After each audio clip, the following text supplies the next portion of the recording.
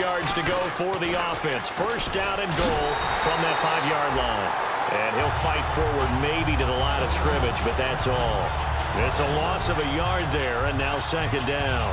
So often you hear defensive coaches talk about we need all 11 on every play in order to be a good run-stopping unit. And sometimes it starts to sound a little cliche. But did you see the... And he's in. Touchdown, Browns.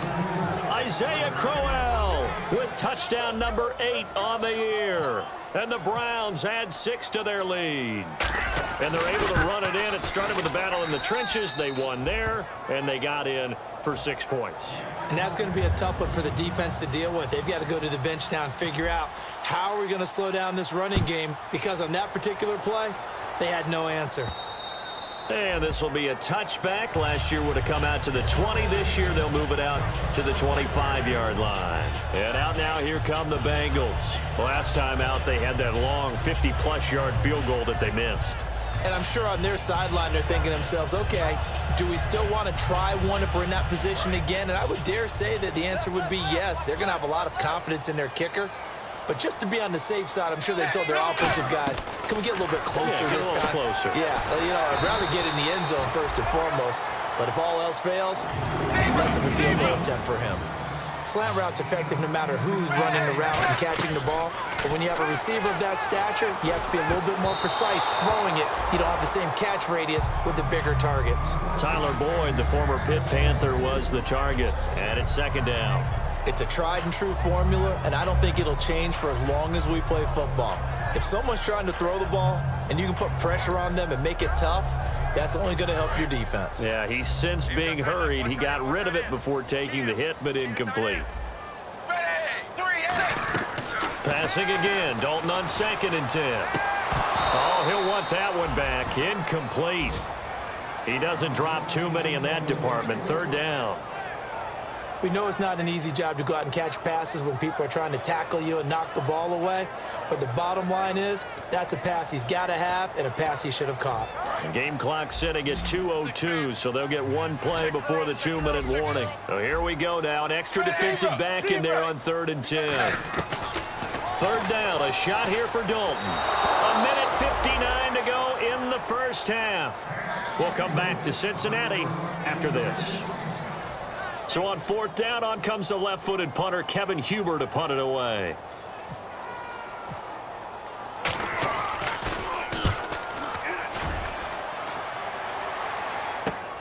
Fielded at the 20. A good return there. Call it 13 yards. And the Browns will take over 1st and 10. Heading out as the Cleveland offense now as they get set to take over here. And they will simply, Charles, be looking to duplicate what they did last drive when they were able to push it in for 6.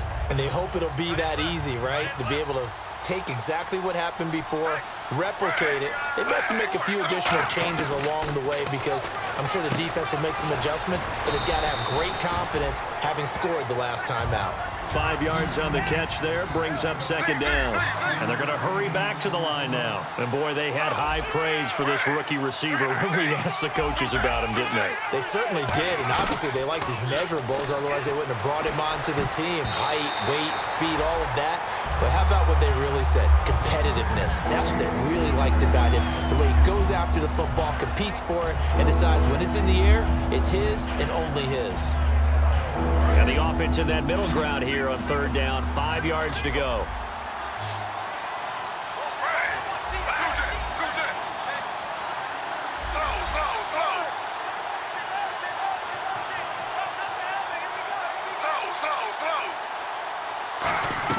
From the gun on 3rd down, Griffin. And he finds Barnage. He's got it.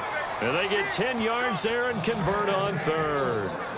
And Brandon, from our time in college football, where receivers weren't running the traditional NFL route tree, one thing they did learn, find open areas, find soft spots, and set up and catch the ball. And I think we just saw that there. Yeah, we saw that indeed, picking up the first.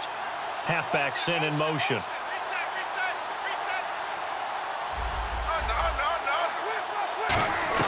Now Griffin on 1st down. This is complete to Hawkins. And he'll be brought down at the 48-yard line. Now whistles come in. We're going to get a timeout here by the offense. It's just their first, so they'll have 2 remaining here before we get to halftime. And he motions the wide receiver. To throw again is Griffin. Pryor has it complete. And he's going to be out of bounds down inside the 20. Give him 30 yards there. Now that play will end up on the highlights, and you'll see it all over the place. But what you won't see, the offensive line that bought the extra time, that allowed for the big completion downfield, those guys made that play possible. From the red zone now, here's Griffin on first down. Being chased out left. And he'll slide down to avoid the contact. It's a good gain of 11, sets him up first and goal. And now they're in the hurry-up. And still for me, with the injuries, every time he carries that football, you just kind of hold your breath, don't you? You have to, because you noted it. The injuries in the past have derailed his career up until this point. Now we're seeing... And he is into the end zone. Touchdown, Cleveland. Corey Coleman, as the first half is winding down, and the Browns add on to their lead. I heard a coach talk about those late-in-the-half scores, especially ones that give your team a pretty decent cushion. He said those could be the ones that can finish off a squad if you let them. Yeah, they've got the cushion. This half has been theirs. The Browns kicking team out there now as they'll send this one away.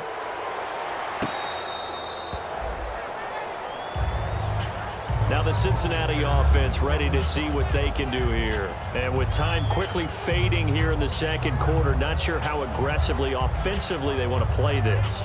I think we'll find out just how much they trust their guys in this situation if they decide to take a shot.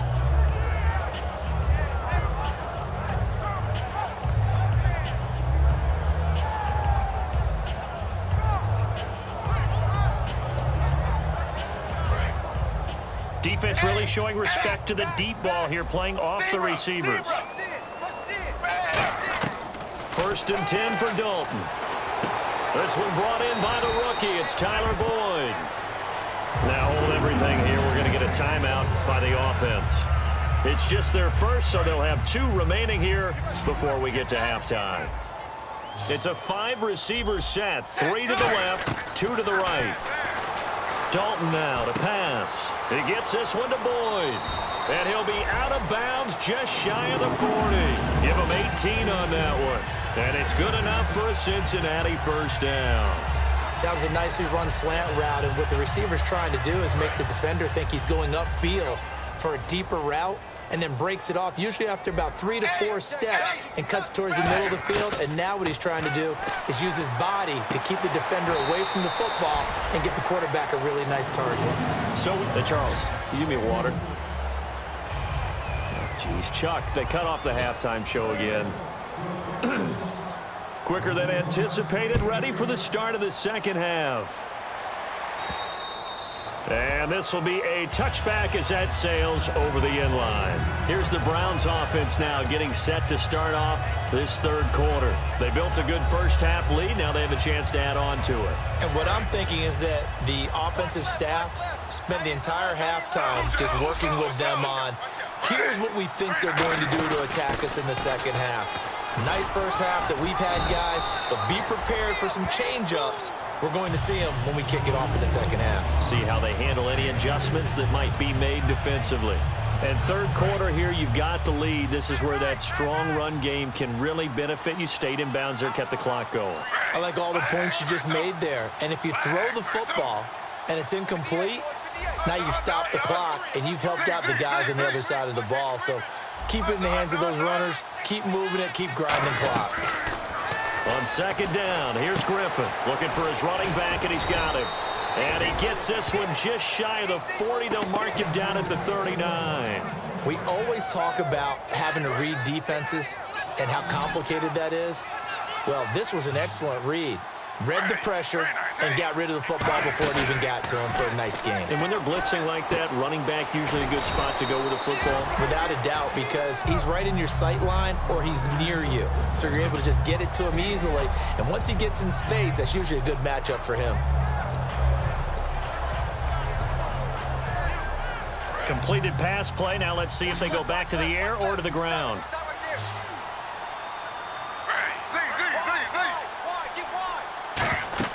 On second down, Griffin. A screen complete to Crowell. And he'll get it into enemy territory just across midfield at the 49. It'll go as a gain of 6 that time, and it moves the chains as well.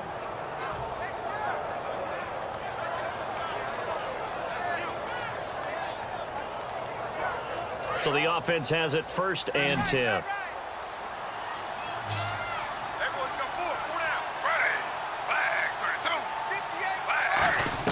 They'll throw on 1st down with Griffin. And a hook up over the middle to Pryor. 7 yards, the pickup on the pitch and catch. When you see zone defense and you know you've got a drag route on as your primary call, you've got to be really careful as a passer about how far you let your guy go because he might wander into some tough coverage.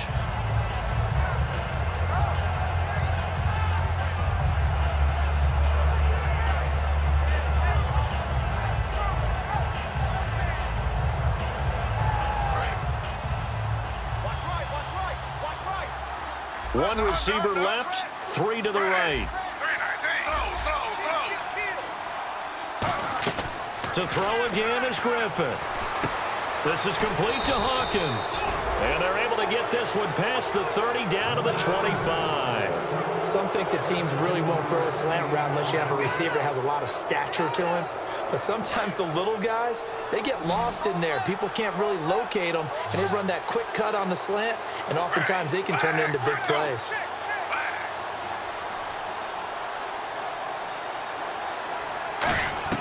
On 1st and 10, it's Griffin.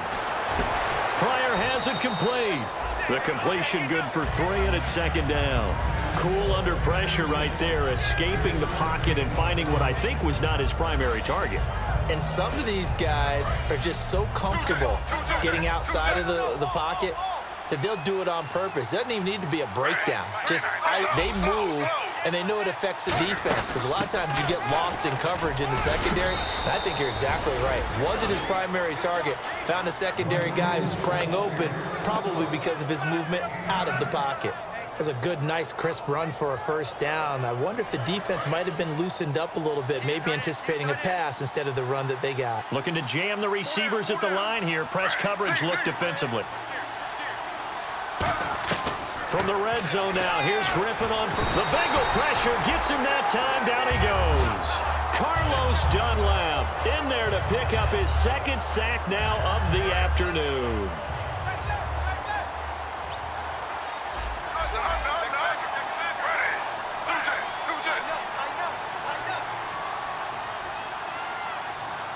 The defensive line disperses a little bit here, maybe expecting a pass. And pressure coming, and they got him once again. Michael Johnson in there to get him his 2nd sack now of the afternoon.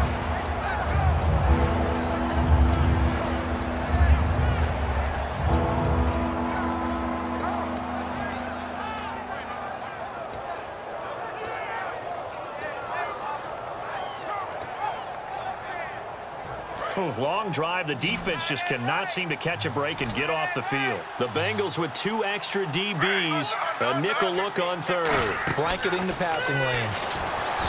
Griffin. Oh, the ball comes out on the hit, but they'll say it's incomplete.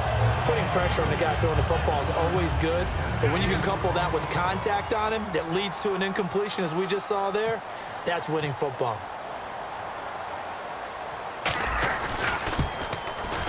And Aguayo's kick is good. And that will push this lead up to 20 now. And Charles, they get the field goal. Took him a dozen plays, though. Work with me on this one. You know what I'm about to say, right? Bend but don't break. That's what came into play here for the defense. 12 plays were run at them. They only gave up 3 points. In a lot of ways, that's a win for the defense. And his guys are going to start their drive right at the 20-yard line. So here are the Bengals now as they get their first possession of this 2nd half. They're down in this game. A chance for the offense, though, to put something on the board, get some momentum here in half 2. Try and get things kick-started for them. And you know at the half, they discussed how they were going to get that done. This is where scripting comes into play a lot of the time. How many plays do you script coming out of the second? Most of the time in the first half, you're scripting